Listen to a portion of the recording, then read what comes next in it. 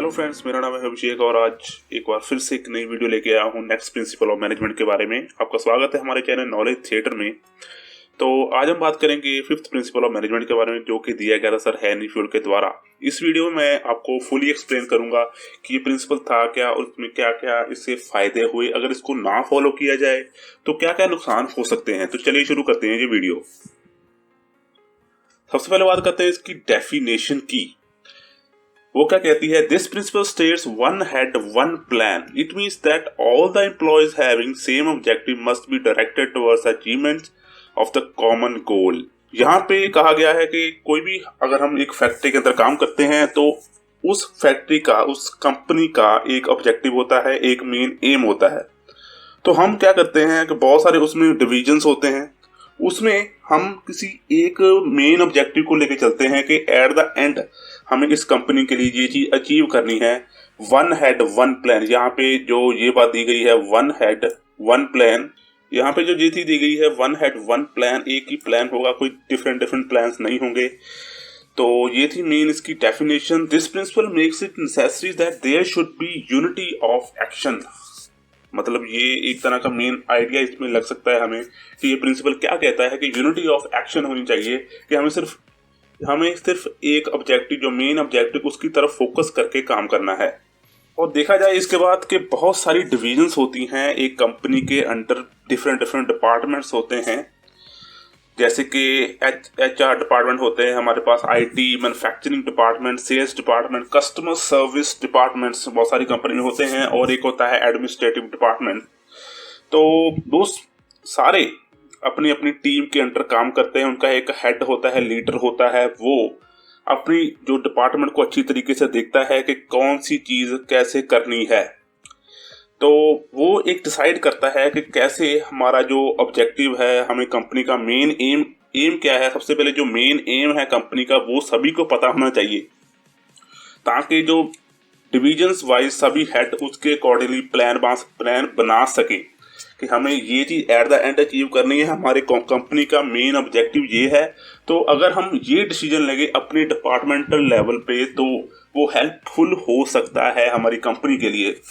ये बहुत ही ज़्यादा ज़रूरी है उस कंपनी की सर्वाइवल के लिए कि वो कंपनी किस तरह से अच्छे परफॉर्म करेगी, क्योंकि उसका जो अपना जो सब डिविजन्स है वो किस तरह से एफिशिएंट परफॉर्मेंस देती है। इसमें यहाँ पे लिखा गया है the head of particular department works for the perfection of their respective department. जैसे कि मैंने पहले कहा कि वो अपने परफेक्शन की ओर काम करेगा कि हाँ अभी हमारा डिपार्टमेंट किस तरह से एफिशिएंट रोल प्ले कर सकता है, क्योंकि अगर सारे डिपार्टमेंट एफिशिएंट रोल प्ले करेंगे तो एट द एंड कंपनी भी एक तरह की एफिशिएंट आउटपुट देगी, कि कंपनी का जो प्रोडक्ट होगा वो एक तरह से एफिशिएंट निकल के आएगा, एफिशिएंटली वो मार्केट में जा सकेगा। But the head of all the department of the company will be working for the common objective. यहाँ पे जो मेन है कॉमन ऑब्जेक्टिव, कंपनी का जो कॉमन ऑब्जेक्टिव है, हमें उस पर फोकस करना है कि कंपनी का कॉमन ऑब्जेक्टिव क्या है, हमें उसके लिए काम करना है। तो इस नजरिए से ही जो हेड होते हैं, लीडर होते हैं, उनको डिसीजन लेना चाहिए according to this principle. This describe unity of direction, जो कि हमारा फिफ्थ प्रिंसिपल ऑफ मैनेजमेंट है। तो आगे देखते हैं। अब इसकी कोई मेन पॉइंट की बात करते हैं कि इसकी क्यों जरूरत पड़ी, यहाँ पे इसकी एप्लीकेशन कहाँ पे है। तो सबसे पहले कोई भी इंडस्ट्री काम करेगी, उसके अपने कुछ स्टैंडर्ड्स होंगे, कुछ तरह के मेन स्टैंडर्ड्स भी होते हैं, ISO स्टैंडर्ड्स होते हैं। जैसे कि अगर इंडिया की बात की जाए तो इंडियन स्टैंडर्ड्स होते हैं। वो स्टैंडर्ड इसलिए बनाए जाते हैं ताकि एक यूनिटी मिल सके, एक काम के लिए एक डायरेक्शन मिल सके कि हमें किस तरीके से इस काम को परफॉर्म करना है, और हमें सभी चीज की जो मटेरियल है, जहाँ पे कोई मेजरिंग डिवाइसेस हैं या टेक्निक्स हैं, उसकी अवेलेबिलिटी इजी हो। इसी अकॉर्डिंगली वो स्टैंडर्ड बनाए जाते हैं। तो यूनिटी ऑफ डायरेक्शन में ये कहा गया है कि हमें डुप्लीकेशन ऑफ एक्टिविटी को रिमूव करना है, ताकि हमारी जो वेस्टेज है वो मिनिमम हो सके। यहाँ पे 2 पॉइंट हैं, duplication of activities and minimising the wastage. Means कि हमें जो एक्टिविटी, अगर एक प्लान नहीं होगा तो हर बंदा अपने अकॉर्डिंगली काम करेगा। अगर उसको ये क्लियर नहीं होगा कंपनी का मेन ऑब्जेक्टिव क्या है, मेन एट द एंड वो क्या चाहती है, तो अपने अकॉर्डिंग वो कुछ भी करता रहेगा। इसलिए बहुत सारे अलग अलग डिवीजन पे, डिपार्टमेंटल लेवल पे भी अलग अलग तरह के प्लान्स होंगे और कंफ्यूजन भी होगी इसमें।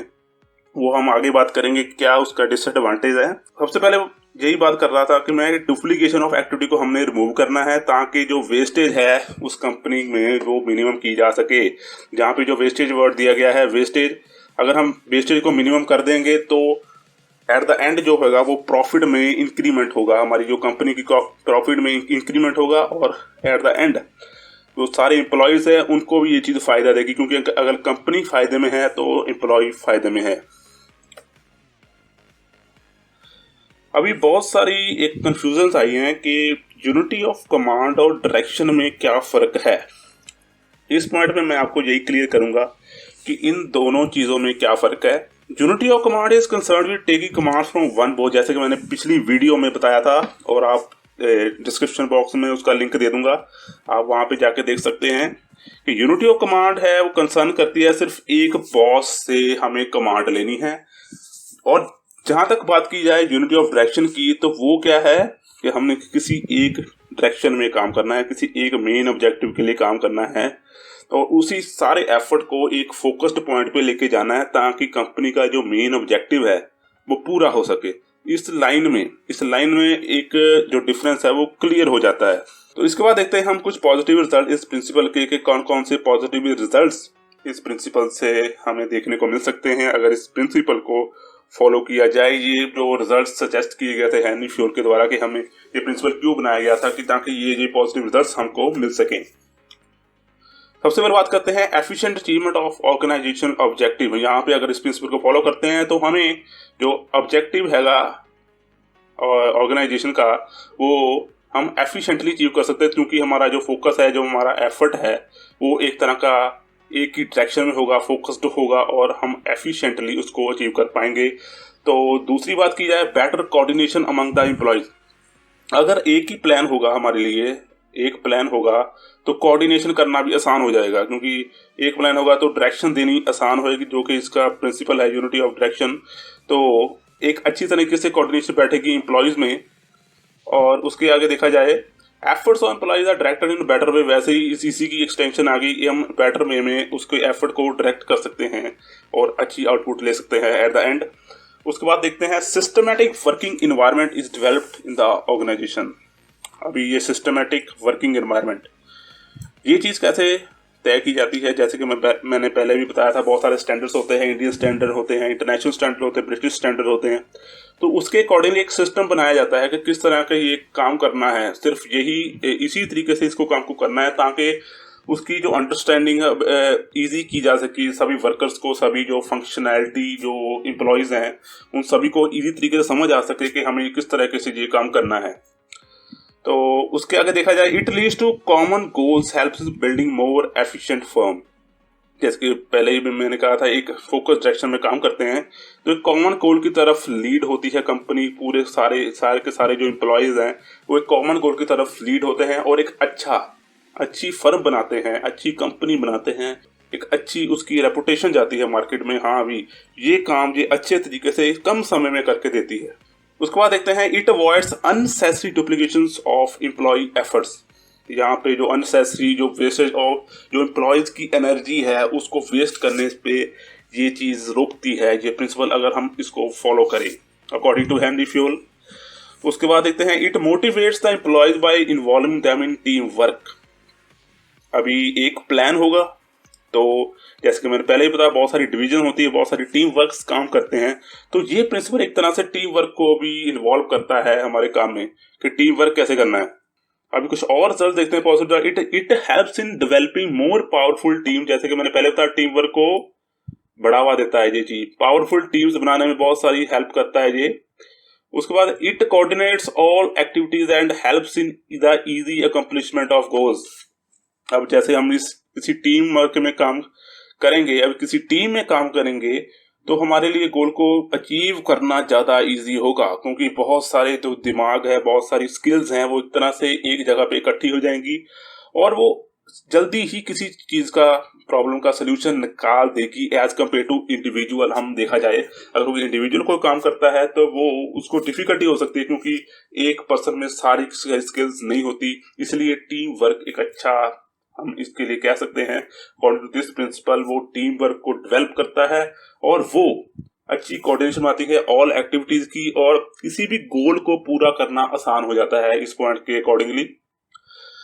It facilitate interpersonal communication and helps in fulfilling belongingness needs.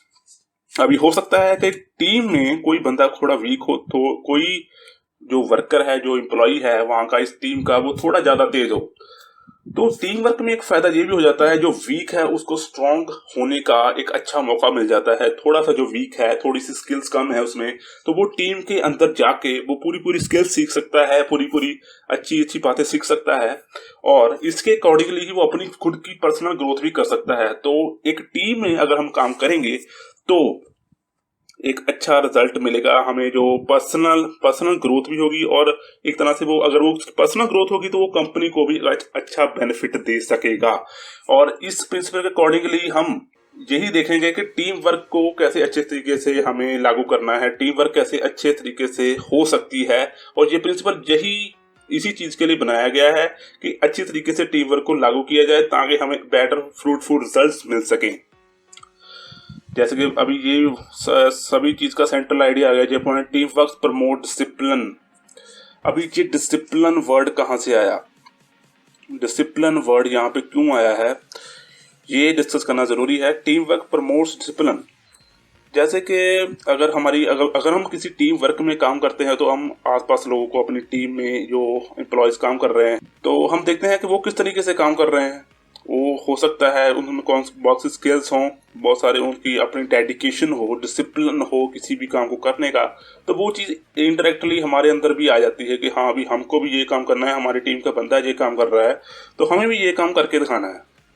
तो एक तरह से डिसिप्लिन बन जाता है कि हाँ अभी हमारी टीम ये काम कर रही है मेन ऑब्जेक्टिव के लिए, तो हमें इस चीज़ को अचीव करना है। इसलिए कहा गया है कि टीम वर्क प्रमोट डिसिप्लिन। एक कंसिस्टेंसी बनाने के लिए भी बहुत ज्यादा जरूरी है, क्योंकि अगर हम टीम के अंदर काम करेंगे तो एक कंसिस्टेंसी होगी कि हमारी टीम का एट द एंड इतनी परसेंटेज अचीवमेंट है, इतने टारगेट हमने अचीव कर लिए। तो एक तरह से ये टीम वर्क के अराउंड ही सभी पॉइंट्स घूम रहे हैं और इस प्रिंसिपल से हम टीम वर्क को बनाते हैं। और टीम वर्क का आगे क्या फायदा है वो इस प्रिंसिपल का पॉजिटिव रिजल्ट शो करता है। It acts as a competitive advantage to face competition and uncertainty. अभी हो सकता है जैसे कि फर्म्स, बहुत सारी कंपनी जो अच्छी फर्म्स हैं उसमें डिपार्टमेंटल और टीम के लेवल पर बहुत सारे कंपटीशन कराए जाते हैं ताकि उनको एक तरह से मोटिवेशन मिले और वो आगे आके एक अच्छी आउटपुट दे सके कंपनी को। फेस कंपटीशन की बात की जाए अगर टीम वर्क में होंगे तो हमारी जो सभी टीम के जो बंदे हैं वो अपने अपनी स्किल्स को वहाँ पे लागू करेंगे कि हाँ मेरे अंदर ये स्किल है तो मैं ये काम कर सकता हूँ। हर पर्सन में अपनी अपनी डिफरेंट स्किल्स होगी। तो कंपटीशन अगर उनके सामने कोई आ जाता है, कोई चैलेंज आ जाता है, कोई अनसर्टेनिटी आ जाती है, अचानक कुछ काम आ जाता है, तो उसको अचीव करना उनके लिए आसान हो जाएगा। अगर हम टीम वर्क को फॉलो करेंगे तो ये सभी चीजें करनी आसान हो जाएंगी। इसलिए टीम वर्क का जो बेनिफिट है बहुत ही बड़ा है, बहुत ही अच्छा है बेनिफिट इसका एक अच्छी कंपनी को चलाने के लिए। उसके बाद देखते हैं it guides all the employees of the organisation and eliminate confusion. अभी यहाँ पे एलिमिनेट कंफ्यूजन का जो वर्ड आया है ये बहुत ही ज्यादा जरूरी है। एलिमिनेट कंफ्यूजन को दूर कर देगा, क्योंकि एक मेन प्लान होगा, एक सिंपल प्लान होगा कि हमें एक सिंपल स्टैंडर्ड होगा कि हमें इसी के अकॉर्डिंगली ही काम करना है, तो वो कंफ्यूजन की प्रॉब्लम को दूर कर देगा। ये थे कुछ positive results of this principle जो कि था यूनिटी ऑफ डायरेक्शन। अब हम देखते हैं कि अगर इस प्रिंसिपल को फॉलो ना किया जाए तो कौन कौन सी प्रॉब्लम्स, कौन कौन सी कंडीशंस पैदा हो सकती हैं, कौन कौन सी कंडीशंस हमारे सामने आ सकती हैं। सबसे पहले बात करते हैं डिक्रीज इन ऑर्गेनाइजेशनल एफिशिएंसी। ये देख कितना बड़ा डिसएडवांटेज कि ओवरऑल लेवल पे जो ऑर्गेनाइज की एफिशिएंसी है वो कम हो जाएगी, वो आउटपुट अच्छे से नहीं दे पाएगी, कोई फ्रूटफुल रिजल्ट्स नहीं दे पाएंगे। तो एक तरह का ये बैड डिसएडवांटेज, बहुत ज़्यादा डिसएडवांटेज है ये कि ओवरऑल उसका प्रॉफिटेबिलिटी भी कम होगी और एफिशिएंसी भी कम होगी, उसकी रेपुटेशन पे भी इसका अफेक्ट पड़ेगा किसी ऑर्गेनाइजेशन का। उसके बाद देखते हैं लैक ऑफ कोऑर्डिनेशन। अगर हर बंदा अपना ही प्लान लेके चल रहा है तो कोऑर्डिनेशन कहाँ की रहेगी? तो वो एक कॉमन ऑब्जेक्टिव को कैसे अचीव कर पाएंगे? ना तो कंपनी अच्छे से फंक्शन कर पाएगी और ना ही वो अच्छे तरीके से एक तरह सा फ्रूटफुल रिजल्ट दे पाएंगे जो एम्प्लॉयज हैं वहां पे काम कर रहे हैं। अगर हम इस प्रिंसिपल को फॉलो नहीं करते हैं, एक तरह की लैक ऑफ कोऑर्डिनेशन हो जाती है, क्योंकि टीम वर्क नहीं रहेगा, इसलिए लैक ऑफ कोऑर्डिनेशन इसलिए ही हो जाती है। उसके बाद आते हैं वेस्टेज ऑफ रिसोर्सेज। यहाँ पे जो इन्वेस्टमेंट करती है कंपनी अपने वेरियस रिसोर्सेज के लिए, उसमें बहुत बड़ा डिसएडवांटेज लेके आता है अगर इस प्रिंसिपल को फॉलो ना किया जाए कि बहुत सारे जो रिसोर्सेज होते हैं, हमारे जो इनपुट्स होती हैं, वो वेस्ट चली जाती हैं। हर बंदा अपना प्लान के अकॉर्डिंग अपने हिसाब से अलग रिसोर्स मंगवाएगा तो कितनी ज़्यादा कॉस्ट होगी, इनिशियल कॉस्ट। उसके बाद वो उस चीज़ को लागू करेगा, वो भी सक्सेसफुल नहीं होगी बाद में, तो एंड अब कंपनी लॉस में ही जाएगी, ना तो अच्छे तरीके से कोई ना कोई प्रोडक्ट बन पाएगा।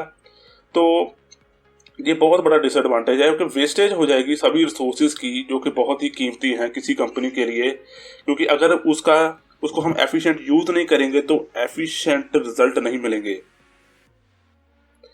उस पर आती है difficulty in achievement of organisation objective. वही चीज सभी चीज का सेंट्रल आइडिया यही है कि कोई भी ऑब्जेक्टिव हमारा अचीव नहीं हो पाएगा, सभी में डिफिकल्टीज ही आएंगी, सभी चीजों में डिफिकल्टी ही आएगी, कंपनी का जो मेन ऑब्जेक्टिव वो अचीव नहीं हो पाएगा। डुप्लीकेशन ऑफ एक्टिविटीज, जैसे कि मैंने पहले बताया, अगर हर बंदा अपने अपने प्लान को लेके चल रहा है तो वो अपनी एक्टिविटी को भी साथ में लेके चल रहा है और अपनी एक्टिविटी के बारे में वो ये बता रहा है कि मेरी ये एक्टिविटी है। तो हो सकता है किसी उसके जो सिमिलर को काम कर रहा है उसकी अपनी एक एक्टिविटी हो, तो एक तरह की डुप्लीकेशन हो जाएगी और confusion at the end arise होगी। तो ये थे सभी जो कंडीशंस अराइज होंगी अगर इस प्रिंसिपल को हम फॉलो नहीं करते हैं। तो ये था हमारा principle unity of direction. Hopeful आपको ये वीडियो फ्रूटफुल और अच्छी लगी होगी। तो अगर आपको ये वीडियो पसंद आई तो प्लीज इसको लाइक और शेयर कर दीजिए, ये हमें मोटिवेशन देती है नेक्स्ट कंटेंट के लिए, जो कि हमारा अगला कंटेंट होगा, जो अगला प्रिंसिपल होगा या और भी कोई वीडियो होंगी, उसके लिए हमें एक तरह की मोटिवेशन मिल जाती है कि हाँ अभी हमारा ये जो कंटेंट है वो अच्छे जगह जा रहा है, अच्छी पोजीशन पे जा रहा है। Thank you for watching this video.